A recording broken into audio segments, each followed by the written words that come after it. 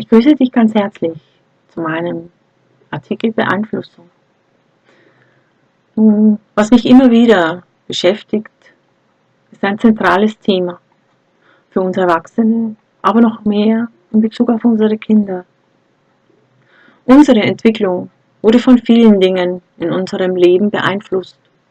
Und wenn wir diesen Weg der Beeinflussung aufmerksam, bewusst zurückverfolgen, kommen wir, wie bei fast allem, in unserer Kindheit an und stellen fest, dass unsere Eltern damit begonnen haben.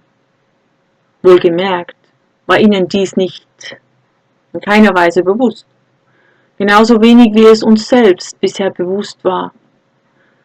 Doch in dieser Erkenntnis liegt nun die Chance für unsere Kinder, für uns selbst und auch für unser aller Zukunft. Denn im Erkennen dieser Fremdeinwirkung in jedes Individuum und die Auswirkungen, die daraus resultierten, wird uns klar, dass diese Beeinflussung auf unsere Kinder sofort eingestellt werden darf. Für uns und unsere Kinder ist es unerlässlich, dass sie sich selbst erkennen lernen, sich selbst erfahren dürfen und ihre eigenen Talente und Fähigkeiten nach ihren persönlichen Interessen entdecken, ausbilden und benutzen lernen und benutzen dürfen. Jeder Mensch hat individuelle Talente und Fähigkeiten, die uns allen nur von Nutzen sein würden und auch werden, wenn sie nicht ständig, wie eben bisher, von der Gesellschaft, vom Staat und jedweden Institutionen unterdrückt und blockiert werden. Wir wurden und unsere Kinder werden mit genormtem Wissen, das die Gesellschaft für wichtig und richtig hält, zu Hause, aber vor allem in den Schulen vollgestopft und unsere innersten, ureigenen Interessen, unsere Wünsche, unsere ureigenen Fragen werden und wurden verdrängt, nie beantwortet. Was die Gesellschaft für richtig hält, danach richtet sich alles und jeder bisher. Die meisten von uns wurden und unsere Kinder werden in ihrer natürlichen Kreativität und Neugier abgewiegelt, umgelenkt auf die gewünschten, allgemeingültigen Normen. Das sogenannte Allgemeinwissen, das so wichtig ist. Das unendliche Potenzial, das in unseren Kindern liegt, bekommt in unserer genormten Gesellschaft und in unserem Schulsystem kaum oder gar keine Bedeutung, keine Beachtung, keine Chance, sich zu entwickeln. Damit gehen für uns alle wertvolle Ressourcen verloren.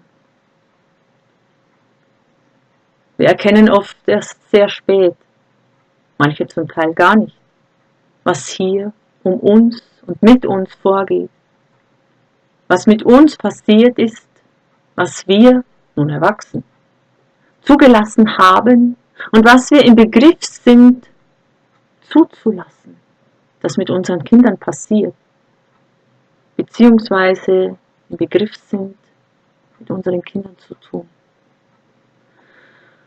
Anstatt unseren Kindern die Unterstützung zu bieten, sich selbst zu füllen, ihre Talente zu entwickeln und ihr Potenzial zur Entfaltung zu bringen, drücken wir ihnen von oben alles, was man uns beigebracht hat, weiter hinein.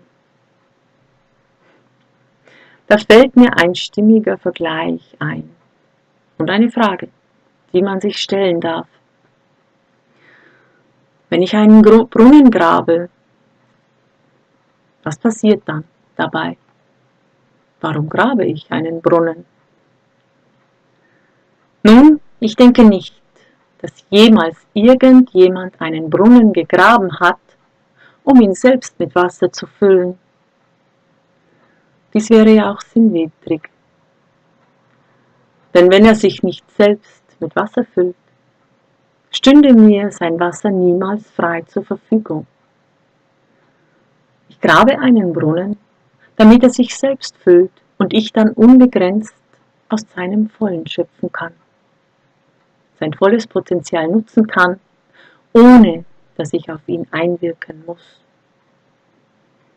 Ich habe lediglich den Brunnen ausgehoben und ihm damit die Gelegenheit geschaffen, sich selbst zu füllen.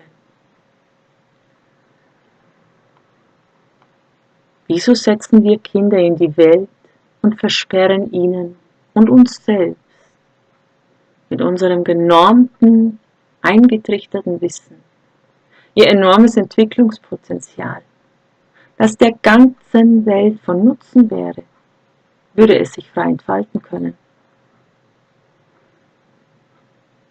Solange wir glauben, wir wüssten alles besser, wobei unser geschichtlicher und evolutionärer Verlauf uns eindeutig zeigt, dass dieser Glaube ein Irrtum ist,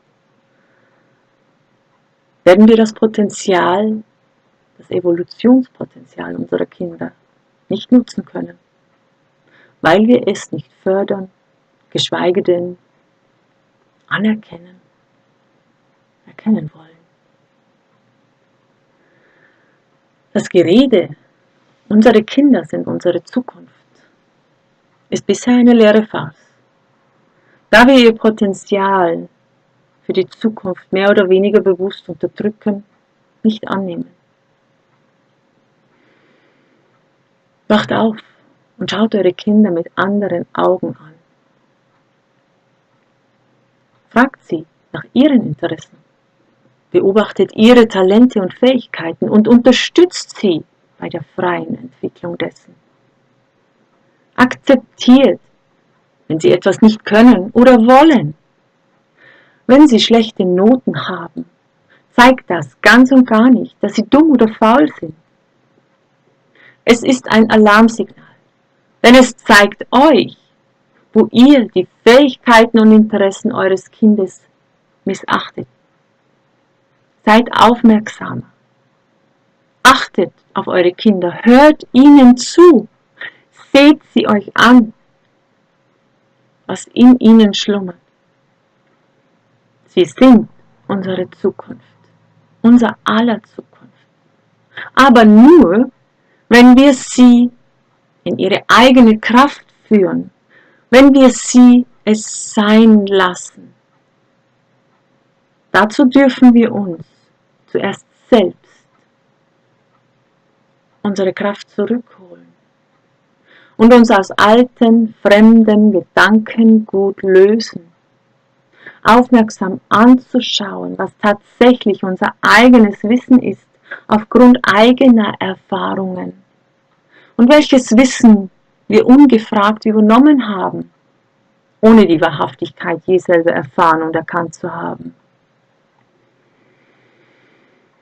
Gebt den Kindern ihre Chance, bietet ihnen die Gelegenheit zu wachsen und sich optimal zu entfalten, ohne Einschränkung.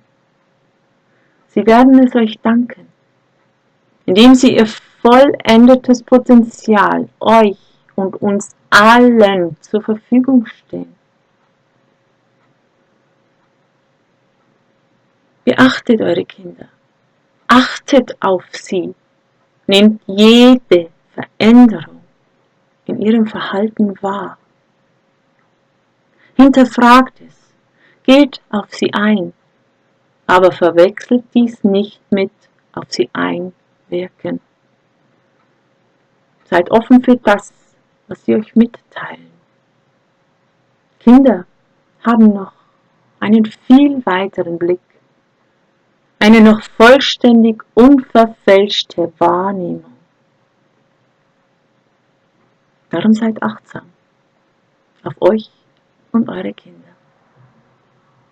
In Licht und in der Liebe. Danke für eure Aufmerksamkeit.